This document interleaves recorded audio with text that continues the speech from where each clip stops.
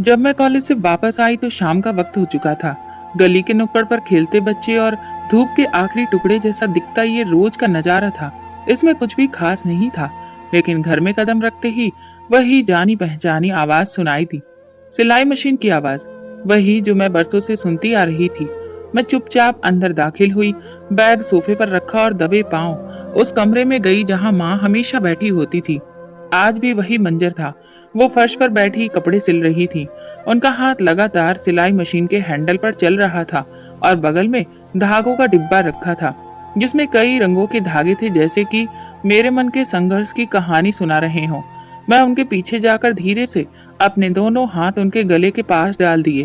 वो चौंक गई और मुस्कुरा दी। माँ, हर वक्त यही कपड़े, यही मशीन? मैंने उनके गाल पर प्यार करते हुए कहा। पापा की पेंशन आती है, गुजारा तो हो जाता है ना, फिर क्यों इतनी मेहनत करती हो?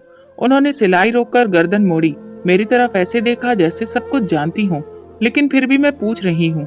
ये सब तुम्हारे लिए है मेरी बच्ची, उन्होंने प्यार से कहा। तुम्हारी शादी के दहेज के लिए? मैंने उनके चेहरे की तरफ ध्यान से देखा। वो मुस्कुरा रही थी, मगर उनकी आंखों में थकान की परछाइयां साफ दिखाई दे रही थी। उनके होंठ हिल रहे थे, लेकिन साथ ही वो खांस भी रही थी, वही पुरानी सी खांसी जो अब बहुत जिद्दी होती जा रही थी। माँ, छोड़ दो ये सब, आराम करो, आपकी तबीयत भी ठीक नहीं लग रही है। मैंने उनके हाथ से कपड़ा लेकर एक तरफ रख दिया। नहीं बेटा, अभी तो बहुत पैसा जमा करना है, उन्होंने एक लम्हे को रुककर कहा। वैसे भी काफी पैसा जमा हो भी गया है, कम से कम 20-25 लाख तो हो गए होंगे बैंक में। ये सुनते ही मैं हैरान रह गई। कभी उन्होंने मेरे सामने ये बात नहीं की थी। ये सुनकर दिल जैसे थम सा गया। मैंने सिर्फ इतना कहा, इतना पैसा अकेले कैसे? थोड़ा थोड़ा करके, बरसों की मेहनत है ये, मैंने किसी को नहीं बताया, बस तुम्हारे लिए है। मैंने उनके घुटनों पर सिर रख दिया। माँ, आपने मेरे लिए इतनी मेहनत की, कौन करेगा? अगर माँ करे तो कौन? उनके लहजे में मजबूती थी। तुम्हें पता है ना, तुम जैसी माँ सबको नहीं मिलती, मैंने धीरे से कहा। वह हंसने लगी। तो क्या हुआ? अगर पापा की पेंशन है, घर है, पर अच्छे रिश्ते वाले तो सब कुछ देखते हैं। सिर्फ सादगी नहीं, जेवर, फ्रिज, टीवी, बेड, सब चाहिए होता है। और तुम तो मेरी राजकुमारी हो। तुम्हारी शादी राजकुमारी की तरह होगी। मैंने उनकी आंखों में चमक देखी। शायद वो किसी ऐसे सपने को हकीकत में देख रही थी जो मेरे लिए अभी देखना भी बहुत दूर था। मैं उनकी गोद में सिर रखकर लेट गई। वो मेरे बाल सहलाती रही। सिलाई मशीन अब खामोश हो चुकी थी, पर कमरे में जो सुकून था वो उस मशीन की आवाज से कहीं ज्यादा गहरा और प्यार भरा था।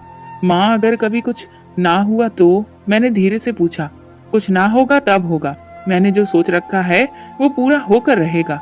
उनकी खांसी फिर से शुरू हो गई। वो उठकर पानी पीने लगी तो मैं जल्दी से गिलास पकड़ लाई। चलो डॉक्टर के पास चलते हैं, वो कहने लगी। नहीं, ये पुरानी खांसी है, ठीक हो जाएगी, तुम इतनी फिक्र मत किया करो। मैं कुछ नहीं बोली, बस उन्हें देखती रही। उनकी पतली सी हड्डियों पर ढीला ढाला सूट, हाथों में सिलाई मशीन के निशान और आंखों में बस एक सपना जो मेरी खुशी का था। अगले दिन हमेशा की तरह मैं कॉलेज गई थी। वापस आई तो माँ सिलाई मशीन पर काम नहीं कर रही थी, बल्कि किचन में बैठकर चाय पी रही थी। मुझे देखकर उनके चेहरे पर एक अलग सी खुशी दिखाई दी। आज बहुत खुश लग रही हो माँ, मैं बैठते हुए बोली। उन्होंने चाय का कप मेज पर रखा और धीरे से बोली, आज रिश्ते वाली आई थी। एक लड़के वालों ने तुम्हारी तस्वीर देखी है, उन्हें तुम पसंद आ गई हो। मैंने हैरानी से पूछा, आपने मेरी तस्वीर कब दे दी? कभी कभी खुद भी तो कुछ करना होता है एक माँ को। मैंने तुम्हें बताया नहीं था, लेकिन कुछ दिन पहले रिश्ते वाली को तुम्हारी तस्वीर दे दी थी। उसने कल शाम को लड़के वालों को दिखाई। कैसे लोग हैं, क्या काम करते हैं? मैं थोड़ा जोश में आ गई। लड़का प्राइवेट कंपनी में इंजीनियर है, घर भी उनका अपना है, बस कल आकर तुम्हें देखना चाहते हैं। माँ, आपने मुझे बताया नहीं, मैं थोड़ी नाराजगी से बोली। बता देती तो तुम परेशान हो जाती। मैं चाहती थी कि सब कुछ खामोशी से हो, बिना किसी दबाव के। मैं खामोश हो गई। अंदर कहीं ना कहीं एक उलझन ने घेर कर रख लिया था, और साथ ही ये डर भी, जैसे ये सब कुछ अचानक हो रहा था। अगली सुबह माँ ने मुझसे कहा, बेटा तुम कॉलेज से जल्दी आ जाना, कल वाले रिश्ते वालों ने फोन किया है, वो अब आना चाहते हैं। मैंने उन्हें शाम का वक्त दे दिया है। मैंने हाँ में सिर हिलाया। कॉलेज से आते वक्त मेरे कदम जरा तेज थे, दिल में हल्की सी गर्माहट भी थी। घर पहुंची तो दरवाजा खुला हुआ था। मैंने देखा कि माँ ने घर काफी अच्छे से सजाया हुआ था। मैंने माँ से कहा ये सब। वो कहने लगी, मैं तुम्हारे लिए सब कुछ बेहतर करना चाहती हूँ। मैंने कहा, माँ आपने बहुत कर लिया है, अब आप आराम करिए, चाय बनाकर मैं तैयार करती हूँ। वो बोली, नहीं, मैं खुद ही बना लूंगी। उन्होंने जबरदस्ती उठने की कोशिश की, लेकिन जैसे ही वो खड़ी हुई उनका संतुलन बिगड़ गया। मैं तुरंत आगे बढ़ी। माँ, वो मेरे बाजू पर हाथ रखकर रुक गईं। फिर एक लम्हे को उनकी आंखें बंद हो गईं, चेहरा सफेद हो रहा था। माँ, क्या हुआ? मैंने उन्हें बाजू से पकड़कर सहारा दिया। उन्होंने कुछ बोलने की कोशिश की, पर उनकी आवाज नहीं निकली। फिर अचानक वो मेरी बाहों में गिर गई। माँ, माँ, आंखें खोलो। मेरा दिल जैसे गले में अटक गया था। मैंने तुरंत मोबाइल उठाया और पड़ोसी को फोन किया। माँ को लेकर मैं अस्पताल की तरफ निकल पड़ी। पूरे रास्ते में भगवान से प्रार्थना करती रही कि मेरी माँ को कुछ भी ना हो। उनका सिर मेरी गोद में था और मैं सिर्फ यही कह रही थी, माँ आप बहुत हिम्मत वाली हैं, आप मेरी माँ हैं, आपको कुछ भी नहीं होगा, आपको मेरे लिए ठीक होना ही होगा। लेकिन जब मैं अस्पताल पहुंची और फिर जो सुना वो मेरे बर्दाश्त से बाहर था। हम माफी चाहते हैं, आपकी माँ का देहांत हो चुका है, उन्हें बहुत भयंकर हार्ट अटैक आया था। डॉक्टर के शब्दों की आवाज मुझे सुनाई तो दे रही थी, लेकिन कुछ भी समझ में नहीं आ रहा था। मैं वहीं कुर्सी पर बैठ गई, आंखें बिल्कुल खाली। अस्पताल की रोशनी जैसे मेरी आंखों में चुभने लगी थी। कमरा, डॉक्टर, नर्सें, सब कुछ एक धुंध में बदल गए थे। मुझे याद है मेरी माँ का ठंडा हाथ मेरी उंगलियों में था और मैं सिर्फ उनकी आंखों को देख रही थी, बंद आंखें, जैसे वो कुछ कह रही हों। कितनी अच्छी औरत थी, सारी जिंदगी बस अपनी बेटी के लिए ही जीती रही। मोहल्ले वाले इसी तरह की बातें कर रहे थे और मैं बस खामोश बैठी हुई थी। मेरी आंखों में आंसू नहीं थे, शायद सदमा इतना गहरा था कि आंसू भी अब सूख चुके थे। बस अंदर सब कुछ खाली था। ऐसा लग रहा था जैसे किसी ने मेरे पैरों तले से जमीन खींच ली हो। अर्थी, अंतिम यात्रा, अंतिम संस्कार, सब कुछ एक धुंधलके में गुजर गया। मैं हर पल बस यही सोचती रही कि कल वो मेरे लिए चाय बना रही थी और आज राख में बदल चुकी है। कुछ दिन बीते, रिश्तेदारों में से किसी ने फिर से फोन किया। मैंने फोन नहीं उठाया। भला मैं क्या कहती कि जिनके लिए सब कुछ जमा किया था वो अब नहीं रही, कि अब मेरे पास ना तो माँ है और ना ही कोई सहारा। माँ के जाने के बाद पूरा घर जैसे खामोश हो गया था। दीवारों से उनकी आवाजें आती थी, कमरों में उनकी महक अभी भी बाकी थी और मैं बस जैसे किसी खाली सन्नाटे में रह गई थी। चुपचाप दिन गुजरते रहे। मोहल्ले की कुछ औरतें आती जाती रहीं, पर कोई ऐसा नहीं था जो माँ की कमी को पूरा कर सके। तीसरे दिन मेरी बुआ आई। उनकी आंखें सूजी हुई थीं, साथ में फूफा जी भी थे। घर में दाखिल होते ही बुआ मुझे गले लगाकर रोने लगी। मेरी बच्ची, तेरी माँ तो सब कुछ तेरे लिए करके गई, पर तुझे अकेला छोड़कर चली गई। अब तो हमारे सिवा तेरा कोई नहीं है, इसीलिए अब यहाँ रहने का कोई फायदा नहीं है। अब हमारे साथ चल, आखिर तेरे अपने बस हम ही तो हैं। मैंने सब सुना, लेकिन खामोश पड़ी रही। ना मैं इनकार कर सकी और ना ही हाँ कह सकी। बस ये समझने की कोशिश कर रही थी कि अब जिंदगी कहाँ लेकर जाएगी। बुआ ने कमरे का एक चक्कर लगाया, फिर बोली, ये घर भी अब वीरान हो गया है, इसीलिए तो कह रही हूँ कि अकेली लड़की यहाँ कैसे रहेगी। फिर अगले ही दिन फूफा जी मुझे अपने घर ले आए। सादा सा मोहल्ला, छोटा सा घर, लेकिन अब मुझे एक छत मिल गई थी। शुरू के दिन कुछ अजीब से गुजरे। बुआ मुझे हर वक्त गले लगाकर कहती, तुम हमारी बेटी जैसी हो, अब तुम्हें किसी भी चीज की फिक्र करने की जरूरत नहीं है। मैं हर रात माँ की तस्वीर देखकर सोती और दिल ही दिल में उनसे कहती, माँ मुझे समझ में नहीं आ रहा कि आगे क्या होगा, लेकिन मैं समझने की कोशिश कर रही हूँ। एक शाम जब सब लोग खाना खा चुके थे, बुआ बर्तन समेट रही थी और मैं किचन में उनकी मदद कर रही थी। अचानक उन्होंने पूछा, बेटा तुम्हारी माँ कुछ पैसे वगैरह छोड़ गई थी? मैंने धीरे से जवाब दिया, हाँ बुआ, माँ ने बताया था कि तकरीबन 25 लाख रुपए बैंक में जमा है। वो सब मेरी शादी के लिए उन्होंने जमा कर रखे थे। बुआ के हाथ रुक गए। बर्तन वहीं छोड़कर वो मुड़ी और मुझसे कहा, इतनी बड़ी रकम, तुम्हें पता है ये रकम तो किसी की पूरी जिंदगी की कमाई होती है। मैंने हाँ में सिर हिला दिया।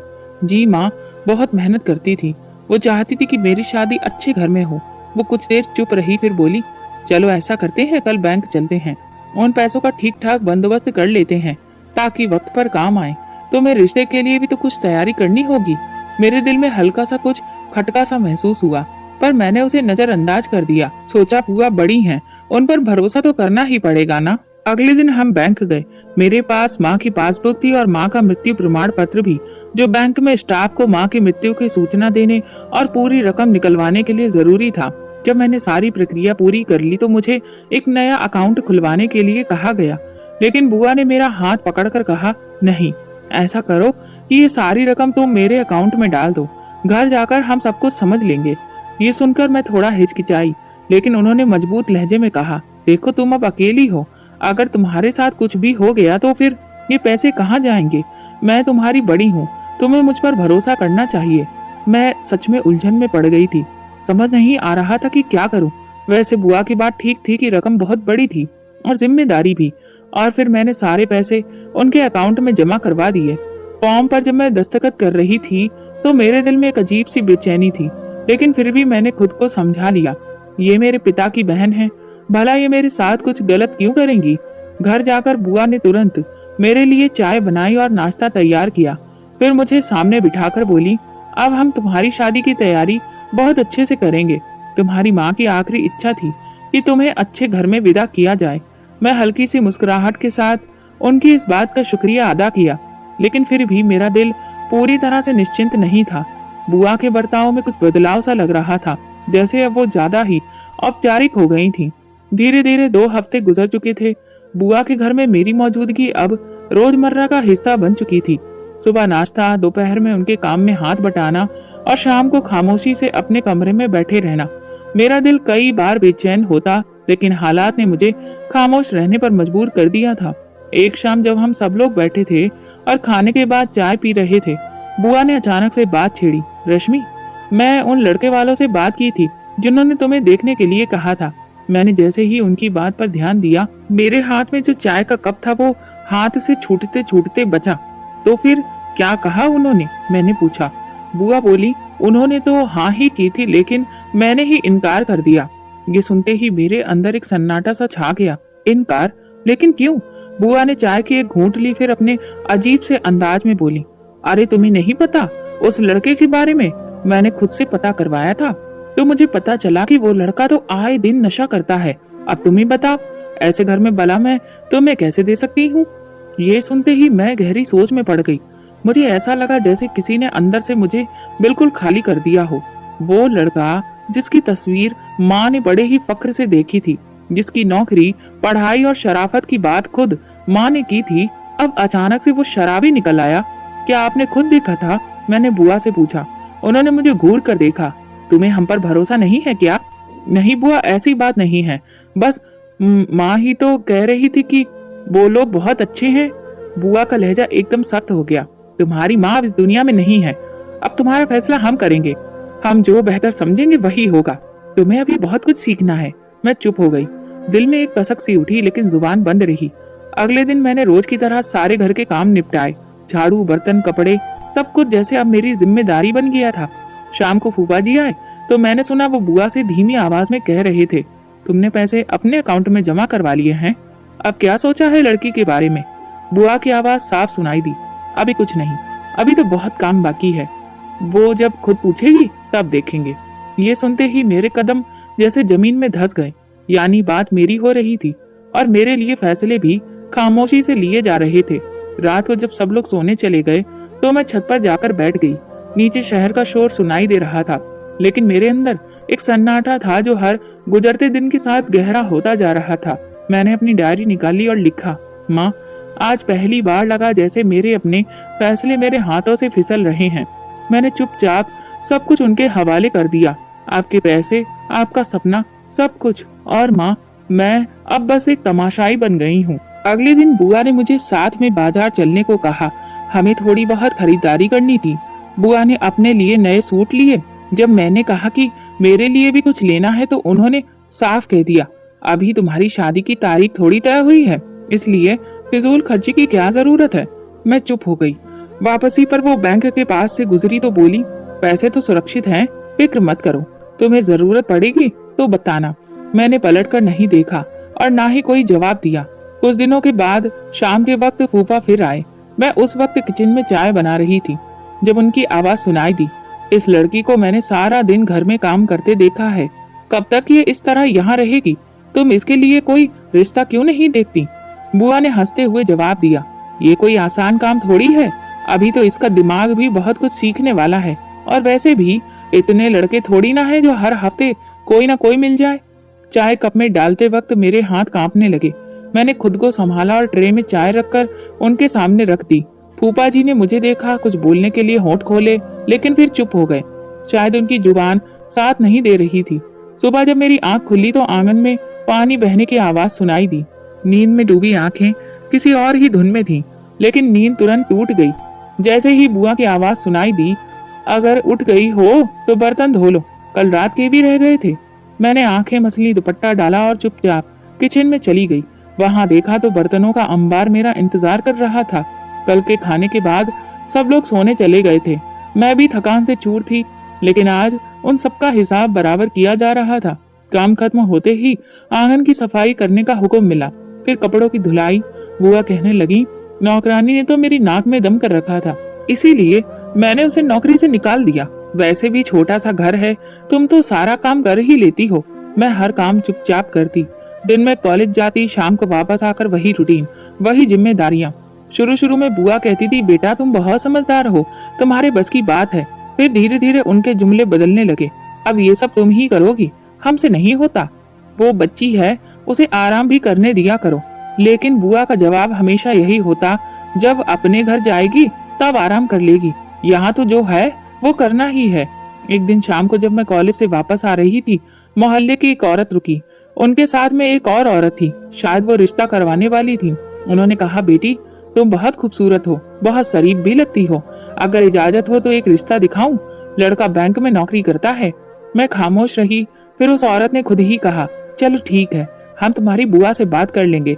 शाम को वे लोग आए। बुआ ने उन्हें बिठाया, चाय पिलाई, उनकी पूरी बात सुनी और फिर साफ इनकार कर दिया। हमें अभी शादी की फिक्र नहीं है, अभी तो हमारी बच्ची छोटी है। मैं कमरे से सब कुछ सुन रही थी। जब वे लोग चले गए तो मैंने हिम्मत करके पूछा, बुआ आपने उन्हें इनकार क्यों कर दिया? बुआ ने कहा, ये क्या तुम्हारा काम है पूछने का? हम जानते हैं कि कब क्या करना है। रिश्ता कोई सब्जी नहीं होती जो रोज कोई आके देखे। मैं चुप हो गई। अगले दिन फिर किसी ने बुआ से मेरे बारे में बात की, लेकिन जवाब वही था, हमें नहीं करनी अपनी भतीजी की शादी, ये सबके बस की बात नहीं है। ये बात दिल में चुभती जरूर थी, लेकिन मेरी जुबान बंद थी। इनकार की वजह कभी मेरी उम्र, कभी मेरी पढ़ाई, कभी मेरे लिए अच्छे रिश्ते का इंतजार बताया जा रहा था। हालांकि दिल कहता था कि वजह कुछ और ही है। अक्सर मैं खुद से सवाल करती, क्या वो मेरा ख्याल रख रही हैं या फिर बस वक्त गुजार रही हैं? लेकिन जवाब हमेशा धुंधला होता। एक दिन जब मैं बाजार से सौदा लेकर आई तो अंदर से आवाज आई, सच कहूँ तो बड़ी काम की है, सुबह से शाम तक सब कुछ कर देती है। हम तो ऐसी ही नौकरानी की तलाश कर रहे थे। बड़े नसीब वाले हैं जो बैठे बिठाए ऐसी नौकरानी मिल गई। भला किसे फ्री में ऐसी नौकरानी नहीं चाहिए? मेरे कदम रुक गए, कानों में शोर होने लगा। वो शायद अपने किसी रिश्तेदार से फोन पर बात कर रही थी। मैं अंदर गई और चुपचाप सारी चीजें रखकर बाहर आ गई। मेरी खूबसूरती, मेरी मेहनती होना, जो कभी माँ की आंखों की चमक था, अब मेरे लिए बोझ बन गया था। लोग देखते, बात करते, बुआ इनकार कर देती। कुछ लोग तो बार बार आते, लेकिन हर बार जवाब एक ही होता। फूफा की खामोशी अब खटकने लगी थी। वो कुछ कहते नहीं थे, लेकिन बहुत कुछ कहना चाहते थे।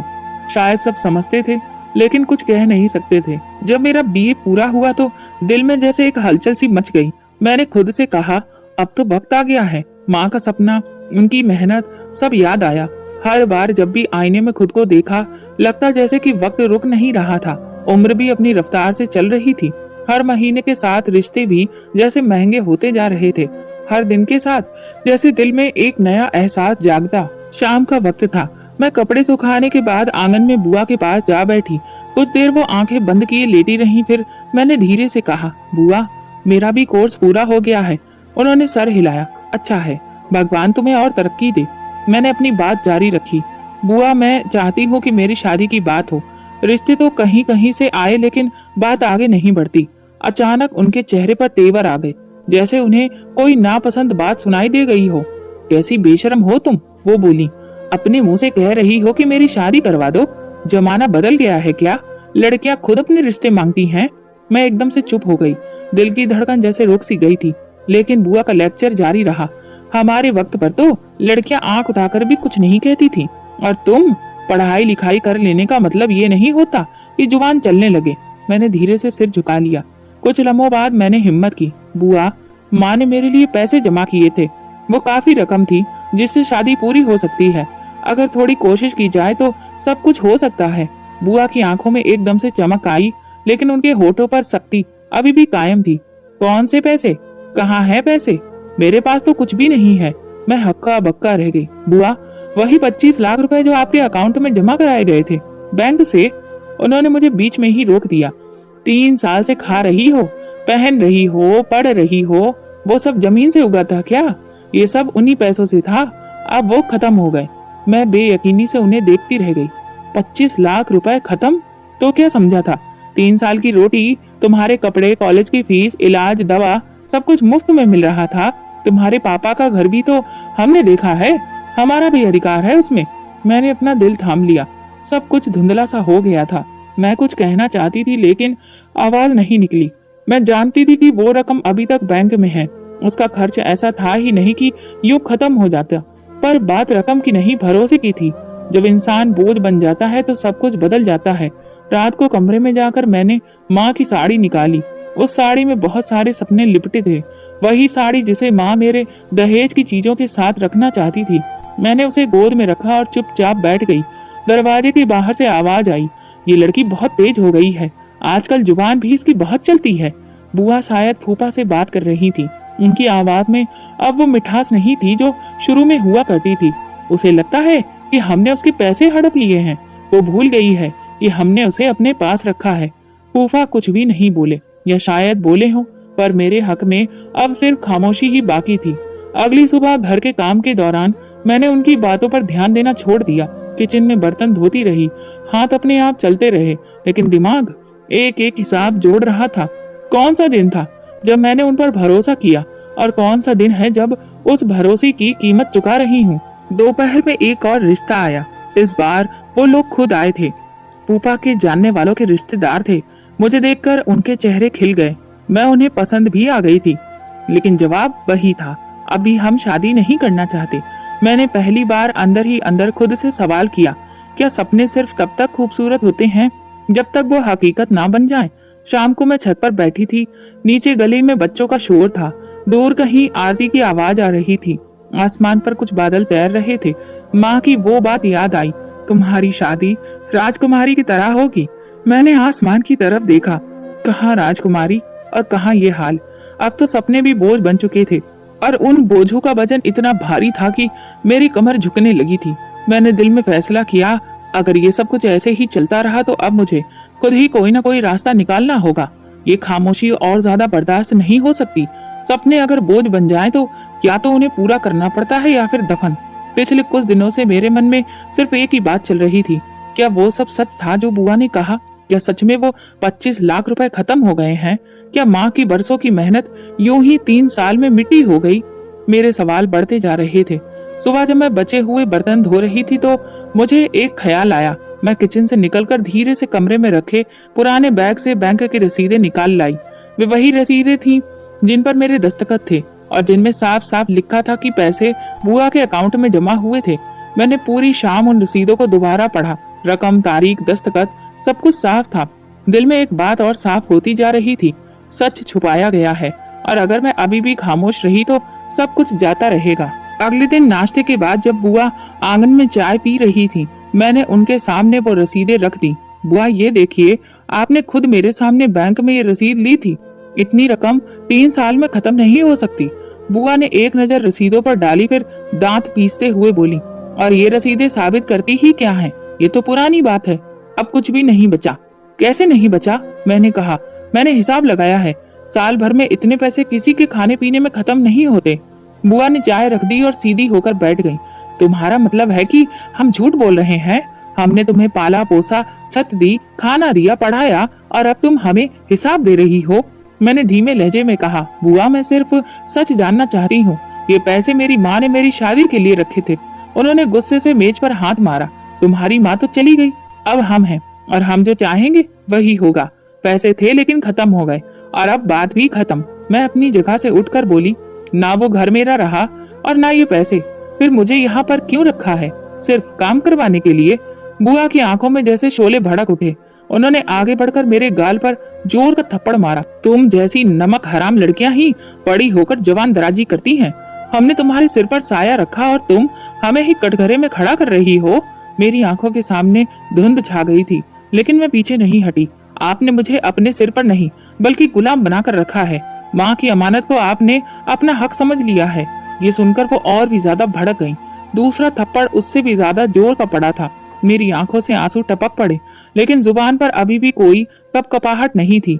फूफा कमरे से निकले और चिल्लाकर बोले, ये क्या तमाशा लगा रखा है? बुआ ने उनकी तरफ देखा। ये हमें चोर कह रही है, हम पर इल्जाम लगा रही है। मैं फूफा जी की तरफ देखकर बोली, आप सब कुछ जानते हैं, प्लीज सच बोलिए। फूफा जी कुछ लम्हे चुप रहे, फिर बेजारी से बोले, देखो जो होना था हो गया, अब बात बढ़ाने का कोई फायदा नहीं। उनकी बात सुनकर मुझे ऐसा लगा जैसे किसी ने मुझे जमीन पर पटक दिया हो। जिसे मैं अपनी आखिरी उम्मीद समझ रही थी, वो भी उनके साथ ही खड़ा था। मैं कमरे में वापस चली आई। आंखों से बहते आंसू थमने का नाम नहीं ले रहे थे। रात भर नींद नहीं आई। हर पल वही लम्हा याद आता रहा जब मैंने उन लोगों पर सादगी से भरोसा किया था, जब बैंक में खड़ी होकर मैंने पैसे उनके अकाउंट में जमा करवाए थे, जब उन्होंने मेरी माँ के सपनों का वास्ता देकर कहा था, बेटी हम तुम्हारी शादी करेंगे। अब वो सब एक झूठ लग रहा था। मुझे सिर्फ इस्तेमाल किया गया था, सपने दिखाकर, वादे करके, और आखिर में मुझे मेरी ही अमानत से बेदखल कर दिया गया था। सुबह हुई तो दरवाजे के बाहर दो औरतें बात कर रही थीं। एक ने कहा, सुना है लड़की ने बदतमीजी की है, अब इसे निकाल ही देना चाहिए। मैं अंदर से सुन रही थी और दरवाजा बंद कर लिया। सोच लिया था अब मैं खामोश नहीं रहूंगी। ये सब कुछ अब और नहीं झेलूंगी। अपनी माँ की कुर्बानियों को मिट्टी में नहीं मिलने दूंगी। मैंने शीशे में अपना चेहरा देखा। एक तरफ थप्पड़ का निशान था, लेकिन उसके नीचे मेरी आंखों में एक नई रोशनी थी। फैसला हो चुका था। अब मैं लड़ूंगी, अपने लिए, अपनी माँ के सपनों के लिए। सुबह के वक्त घर में अजीब सी खामोशी थी, जैसे सब कुछ रुक गया हो। मैं कमरे में बैठी थी, कागजात और रसीदें मेरे सामने बिखरी थी। मैंने फैसला कर लिया था, अब उन पैसों का हिसाब लेना है। मैं अपने अधिकार से पीछे नहीं हटूंगी। कुछ देर बाद बुआ अंदर आई। हाथ में पानी का गिलास था, लेकिन चेहरा सख्त। अब क्या चाहती हो तुम? उन्होंने दरवाजे पर खड़े होकर पूछा। अपना अधिकार और कुछ नहीं। जो पैसे माँ ने मेरे लिए रखे थे, उनका हिसाब। मैंने सर उठाकर उनकी आंखों में देखा। बहुत बोलने लगी हो। हमारे ही घर में रहकर हमें आंखें दिखा रही हो। हमने तुम्हें पाला पोसा और तुम बदले में हमें चोर बना रही हो। मैंने जवाब में कहा, मैंने सिर्फ वो मांगा है जो मेरा है, और अगर ये गलत है तो फिर जो आपने किया वो क्या है? वो आगे बढ़ी और गुस्से से मेरी कलाई पकड़कर बोली, चल निकल यहाँ से, बहुत हो गया। हमने तेरा बोझ काफी उठा लिया, अब हमें तुझे और नहीं सहना है। मैंने अपनी कलाई छुड़वाने की कोशिश की। बुआ ये जाती है, मैं कहीं नहीं जा रही जब तक मेरे पैसे वापस नहीं होते। तभी बाहर से फूफा जी की आवाज आई, निकालो इसको, हम यहाँ कोई अनाथालय नहीं चला रहे हैं। बुआ ने मेरे कमरे का सामान समेटना शुरू कर दिया। कुछ कपड़े और किताबें एक बैग में डाल दी, और जैसे मेरा सब कुछ मेरे वजूद से अलग कर दिया गया। ये तेरा सब कुछ है ना, ले जा इसे भी। हमने जो दिया वो वापस नहीं देंगे। बुआ ने दरवाजा खोला और मुझे बाजू से पकड़कर आंगन तक घसीट कर ले आई। हम पर इल्जाम लगाने से पहले अपने गिरेबान में झांक ले। आजकल की लड़कियां सिर्फ जुबान चलाती हैं। हमने मोहल्ले भर में इज्जत कमाई है। तू एक लावारिस लड़की है और इसे खराब नहीं कर सकती। बुआ ने दरवाजा खोला और एक जोरदार धक्के से मुझे बाहर निकाल दिया। जा, जैसे आई थी वैसे चली जा। हमें ना अब तेरी शक्ल देखनी है, ना सवाल सुनने हैं। मैं सड़क पर गिर गई। एक एक करके दरवाजे खुलने लगे। मोहल्ले की औरतें खिड़कियों से झांकने लगी। क्या हुआ? अरे सुना है कि लड़की का चरित्र ठीक नहीं था। अपनी ही बुआ पर इल्जाम लगा रही थी। हमें तो पहले ही शक था। इतनी खूबसूरत होकर भी खामोश रहती थी। कुछ ना कुछ गड़बड़ जरूर थी। मैंने जमीन से बैग उठाया और आंखों में आंसू छुपाते हुए आगे चलने लगी। लोगों की नजरें मेरे पीछे थीं। बातें आसपास हो रही थीं। कहाँ जा रही है अब? अब माँ भी नहीं है और रिश्तेदार भी परेशान करेंगे। अब क्या करेगी? मेरे कदम खुद ब खुद चल रहे थे। मैं नहीं जानती थी कि कहाँ जा रही हूँ। गली से निकलकर सड़क पर आ गई। गाड़ियां गुजर रही थीं। लोग अपने अपने कामों में व्यस्त थे, लेकिन मेरी दुनिया जैसे रुक गई थी। मैं एक बेंच पर बैठ गई, बैग साथ में रखा और दिल जोर जोर से धड़क रहा था। सिर्फ एक सवाल था, अब कहाँ जाऊं? शाम होने लगी, आसमान में अंधेरा छाने लगा और मेरा दिल डर से भरने लगा। मैंने चारों तरफ देखा, हर चेहरा अजनबी लगा। मेरी जेब में बस कुछ रुपए ही थे। जो पिछले महीने की फीस से बच गए थे, लेकिन ये पैसे कब तक चलते और मैं कहाँ ले जाती। बेंच पर बैठी मैं एक औरत को देख रही थी जो कुछ लम्हे पहले ही मेरे सामने आकर रुकी थी। उसके कपड़े मैले थे, चेहरा झुर्रियों से भरा हुआ और आंखों में एक अजीब सी चमक थी। उसने मेरे सामने रोटी रखी और खुद भी जमीन पर बैठ गई। बेटी, ये दुनिया कुछ नहीं देती उन लोगों को जो बस रोते रहते हैं। जो उठते हैं वही अपना हिस्सा खुद खींच लेते हैं। मैंने सिर झुकाया और आंखों से आंसू रुक नहीं रहे थे। कुछ बताएगी? तेरे चेहरे पर जो दुख है वो मैंने कई बार देखा है। बोल, शायद कोई रास्ता निकल आए। मैं रुक रुक कर कहना शुरू किया। पहले सिर्फ इतना कहा कि माँ नहीं रही, फिर धीरे धीरे सब कुछ बोल दिया। किस तरह माँ ने पैसे जोड़े, कैसे बुआ ने वादे किए और फिर धक्के देकर निकाल दिया। मैं कुछ देर बोलती रही, वो सुनती रही। उसकी आंखों में हमदर्दी थी, लेकिन कोई दिखावे की नमी नहीं। वो जैसे हर शब्द अंदर उतारती जा रही थी। तो माँ की अमानत लेकर घर से निकल गई है, वो भी अपने ही रिश्तेदारों के हाथों, उसने धीमे लहजे में कहा और मैंने सिर हिलाया। वो कुछ देर खामोश रही, फिर अपने दुपट्टे से एक मोबाइल निकाला। मुझे हैरत हुई कि एक भिखारिन के हाथ में फोन। उसने तेजी से एक नंबर मिलाया और कोने में जाकर बात करने लगी। मैंने सुनने की कोशिश नहीं की, बस उसे देखती रही। कुछ मिनट बाद वो वापस आई। तेरा इंतजाम हो गया है। उसने मुझे देखा। लेकिन अब जो करना है वो तुझे ही करना है। अगर खुद पर भरोसा है तो दरवाजे खुलते देर नहीं लगती। मैं हक्का बक्का उसे देख रही थी। कल सुबह कुछ लोग आएंगे, तू बस हिम्मत मत हारना। मैं कुछ बोल न सकी, सिर्फ हाँ में सिर हिला दिया। मेरी आंखों में पहली बार एक अजीब सी रोशनी उतरने लगी थी, जैसे किसी ने धुएं भरे आईने को साफ कर दिया हो। अगली सुबह सूरज कुछ देर से निकला, या शायद मुझे ऐसा लगा कि ये रात ही लंबी थी।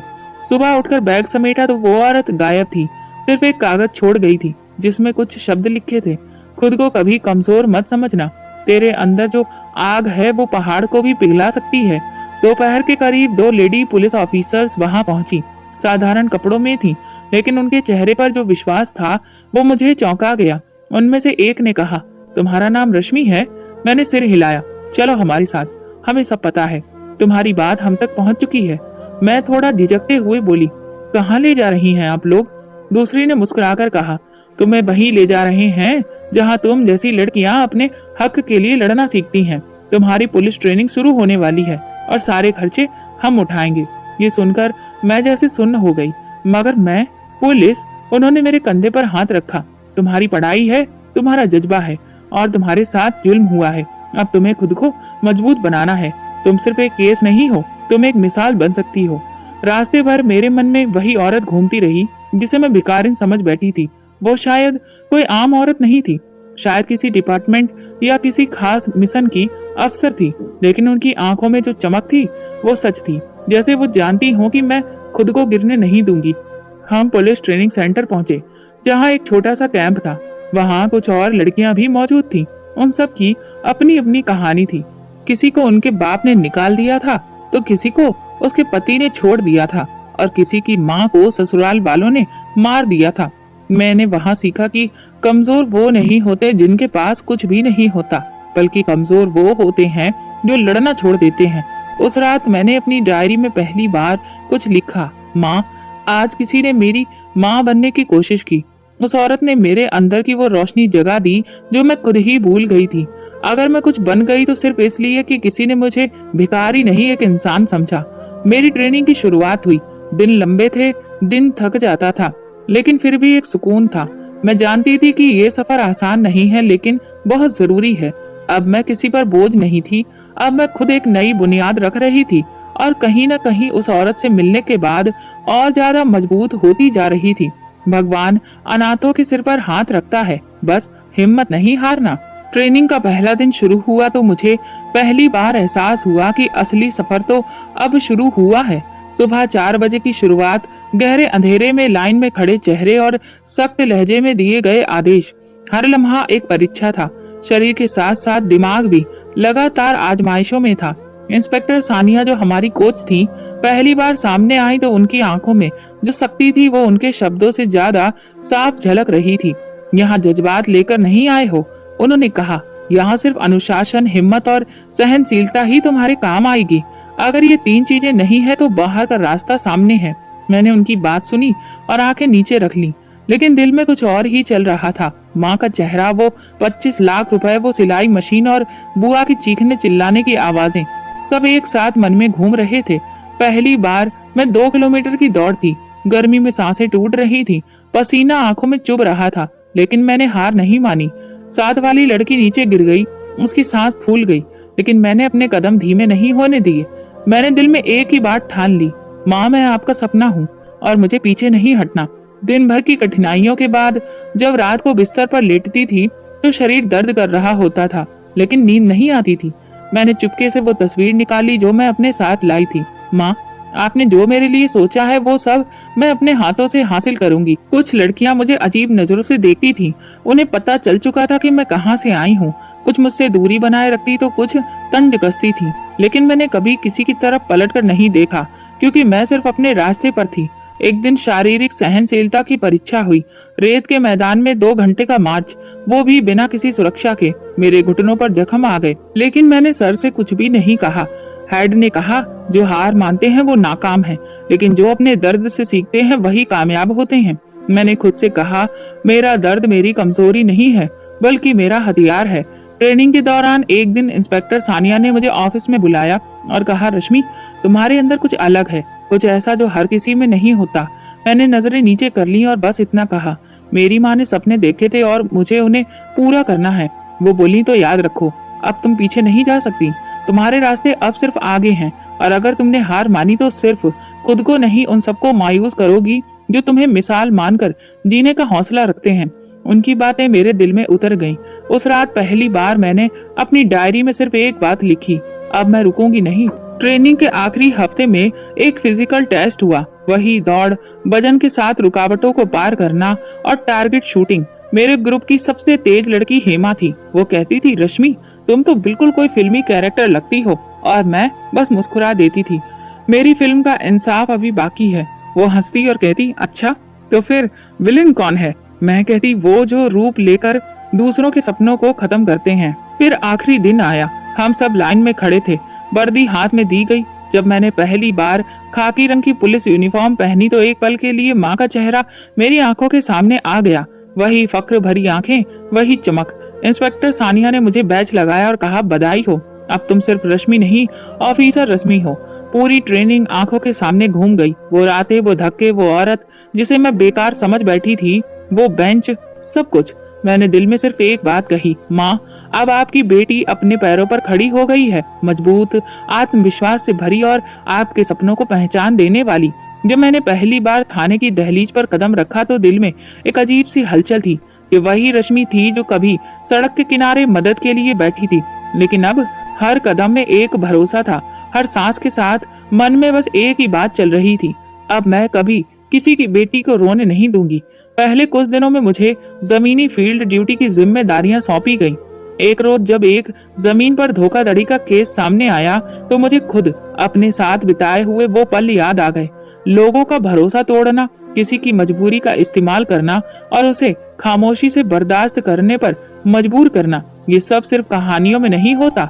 मैं ये सब खुद जी चुकी हूँ। उसी रात मैंने पुराने दस्तावेज निकाले, वही रसीदें, वही माँ का बैंक स्टेटमेंट, सब कुछ जो मैंने कभी छुपा कर रखा था अब वक्त आ चुका था। अगले दिन मैंने कोर्ट जाकर एक साधारण सी फाइल तैयार करवाई, जिसमें धोखाधड़ी और जायदाद पर कब्जे का आरोप दर्ज था। नाम दर्ज किए गए मेरी बुआ और फूफा के, लेकिन जैसे ही केस दर्ज किया अंदर से एक बोझ उतर गया। ऐसा महसूस हुआ जैसे बरसों बाद किसी ने मेरी आवाज सुनी हो। आपको यकीन है कि आप ये कार्रवाई करना चाहती हैं? इन्वेस्टिगेशन ऑफिसर ने पूछा। जी, ये मेरा सिर्फ निजी नहीं, कानूनी फैसला भी है, मैंने साफ शब्दों में कहा।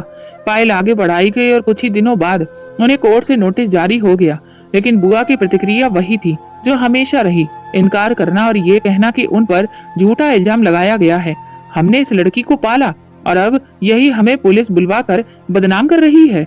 उनकी ये बात रिकॉर्ड पर दर्ज थी, जो अब सबूत बन चुकी थी। अदालत का पहला दिन आया। मैं वर्दी में नहीं, एक सामान्य सलवार सूट में कोर्ट पहुंची, लेकिन चेहरे पर गर्व था। वकील ने औपचारिक सवाल पूछे, आपके पास क्या सबूत है कि रकम उनके अकाउंट में जमा हुई थी? मैंने बैंक की स्टाफ लंगी रसीद पेश की, जो 3 साल पहले उनके खाते में रकम जमा करने पर मिली थी। क्या आपके पास कोई प्रमाण है कि ये घर आपके पिता की कमाई से बना था?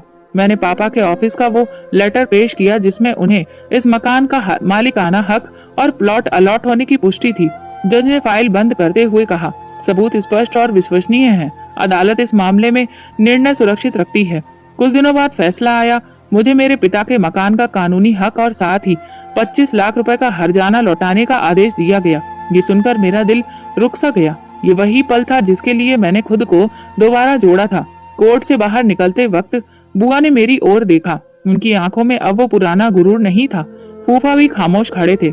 मैं बस उनके पास से गुजरती हुई इतना बोली, ये बदला नहीं अधिकार था जो आपने मुझसे छीना था, वो आज कानून ने मुझे लौटा दिया है। इसके बाद मैं सीधे उस घर के दरवाजे पर पहुंची जहां मेरा बचपन बीता था। दरवाजा खोला, आंगन वैसा ही था, लेकिन खामोशी कुछ बदल चुकी थी। कमरे की दीवारों पर अभी भी माँ की सिलाई मशीन के निशान बाकी थे। मैंने आसमान की ओर देखकर बस इतना कहा, माँ, आपकी बेटी ने अपना वादा पूरा कर दिया है। आपके सपने को मैंने इंसाफ की रोशनी में बदल दिया। उस रात ऐसा महसूस हो रहा था जैसे सब कुछ अपनी जगह पर लौट आया हो।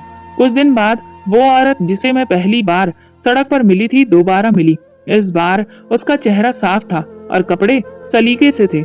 मैंने तुमसे कहा था ना कि हिम्मत मत हारना, मैं मुस्कुराकर बोली। आपने मेरे लिए जो किया मैं उसे जिंदगी भर नहीं भूलूंगी। उसने मेरा हाथ पकड़ा और कहा, अब तुम दूसरों के लिए वो रोशनी बनो जो तुम्हें रास्ता दिखा गई थी। मैंने सिर हिलाया।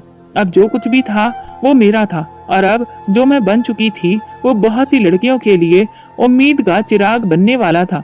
वो दिन गर्म था मगर मेरे चेहरे पर सुकून था। थाने में मेरी ड्यूटी सुबह 7 बजे से शुरू होती थी। अब मेरी पहचान थी, मेरी वर्दी, मेरा बैच, मेरी सजा। कुछ अफसर मुझे सैल्यूट करते थे और कुछ मेरी राय लेने में हिचकते नहीं थे। मैं जानती थी कि जो फैसला मैंने अपनी माँ के नाम पर लिया था वो अब मेरी इज्जत और पहचान बन चुका था। दोपहर को खबर मिली कि थाने के बाहर 2 मेहमान मेरा इंतजार कर रहे हैं। मैं जैसे ही बाहर निकली, सामने वही 2 चेहरे खड़े थे, बुआ और फूफा। ना चेहरे पर पुराना गुरूर था, न गुस्सा, बस एक शर्मिंदगी थी जो बरसों बाद सच का आईना देखने के बाद आती है। क्या अंदर आना चाहेंगी? मैंने औपचारिकता से पूछा। बुआ ने नजर झुकाकर कहा, हम बस तुमसे मिलने आए थे। मैंने सिर हिलाया और फिर उन्हें अंदर बुला लिया। हम ऑफिस में आमने सामने बैठे हुए थे। कुछ पल खामोशी में गुजरे। फिर बुआ ने कहा, हमें अंदाजा नहीं था कि तुम यहाँ तक पहुँच जाओगी। हमसे गलती हुई, बहुत बड़ी गलती। हम शर्मिंदा हैं। मैंने सब सुना और फिर नरमी से कहा, वक्त के साथ हर इंसान बदल सकता है, लेकिन कुछ फैसले कभी मिटते नहीं। आपने जो किया वही मेरी जिंदगी की नींव बना, इसीलिए मैं शिकायत नहीं करती। बुआ ने धीरे से पूछा, अब तुम खुश हो? मैंने पहली बार मुस्कुराकर कहा, बहुत, और सुकून में भी। वो दोनों इजाजत लेकर जाने लगे तो मैंने बस इतना कहा, शायद भगवान ने आपको मेरी जिंदगी में एक वजह से भेजा था और मैंने वो वजह पहचान ली है। अगले हफ्ते मेरी एक केस पर मीटिंग थी। वापसी पर रास्ते में डिप्टी इंस्पेक्टर ने हमारी पास वाली सीट पर बैठे हुए एक अफसर की ओर इशारा करते हुए कहा, इंस्पेक्टर नमन, ये रश्मि है, हमारी बेहतरीन ऑफिसर्स में से एक। नमन ने हल्के मुस्कान के साथ हेलो कहा। मैंने भी मुस्कुराकर जवाब दिया। मुलाकात मामूली थी, लेकिन उन दिनों वही मामूली बातें ही बदलाव की शुरुआत कर रही थी। कुछ महीने गुजरे। काम के दौरान हम कई बार एक ही जगह पर तैनात रहे। नमन थोड़ा कम बोलता था, लेकिन जब वो बोलता था तो उसके शब्दों में गहराई होती थी। एक दिन इंस्पेक्टर सानिया ने मजाक में कहा, रश्मि, तुम और नमन एक टीम में बहुत अच्छे लगते हो। मैं हंस पड़ी। हम दोनों ज्यादा बोलने वालों में से नहीं थे, शायद इसीलिए वक्त के साथ बातें बढ़ती बनती गईं। नमन ने अपनी जिंदगी के किस्से सुनाए और मैंने अपनी। एक दिन उसने संजीदगी से कहा, तुम जैसी लड़की जो जमीन से उठकर आसमान तक पहुंची है, अगर तुम साथ हो तो जिंदगी की हर मुश्किल आसान हो सकती है। मैंने कुछ नहीं कहा, बस माँ की तस्वीर को देखकर खुद से ये सवाल किया, माँ, क्या आप यही चाहती थी? जवाब दिल से आया, वो जो तुम्हें इज्जत दे वही तुम्हारे काबिल है। कुछ महीने बाद हमारी शादी सादगी से हुई। हमारे कुछ साथी अफसर और कुछ करीबी लोग शादी में शामिल हुए। न कोई दिखावा, न कोई कीमती जेवर, बस 2 बराबर के लोग जिन्होंने एक दूसरे की आंखों में सच्चाई देखी। शादी के बाद मैंने माँ की तस्वीर हाथ में लेकर कहा, माँ, मैंने आपका सपना पूरा किया। मैं किसी के सहारे से नहीं बल्कि अपने कदमों पर चलकर ये मुकाम पा पाई हूँ जहाँ आप मुझे देखना चाहती थी। कुछ दिनों बाद मैंने वो घर पूरी तरह से अच्छे से रेनोवेट करवाया जो कभी मेरे बचपन का हिस्सा था। पुरानी दीवारों को रंग करवाया, सिलाई मशीन को वैसे ही एक कोने में रखा जैसी वो माँ के समय में थी। हर सुबह जब भी वर्दी पहनकर निकलती तो मेरे दिल में ये जज्बा होता कि ये नौकरी सिर्फ मेरे जीवन को चलाने का एक हिस्सा नहीं बल्कि मेरी पहचान है। मैं हर उस लड़की के लिए खड़ी थी जो कभी अनाथ हुई, बेसहारा हुई या किसी ने उसके सपनों को चुराया। आज अगर कोई कहता कि ये वही लड़की है जिसे उसके रिश्तेदारों ने धक्का दिया था तो मैं मुस्कुराकर देखती। आज मैं वही धक्के किसी और को खाने नहीं देती। रात को डायरी के पन्नों पर मैंने लिखा, मैं अनाथ हूँ लेकिन बेसहारा नहीं। भगवान मेरे साथ है, मेरी माँ का आशीर्वाद मेरे साथ है।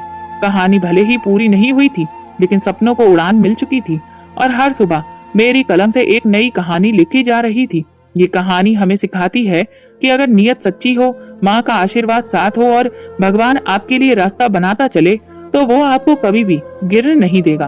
तो दोस्तों, अगर आपको हमारी ये कहानी पसंद आई हो तो प्लीज कमेंट करके जरूर बताएं। वीडियो को लाइक करें और ज्यादा से ज्यादा शेयर करें। अगर आप चैनल पर नए हैं तो सब्सक्राइब जरूर करें और नोटिफिकेशन बेल दबाएं ताकि अगली अपडेट सबसे पहले आपको मिले। धन्यवाद।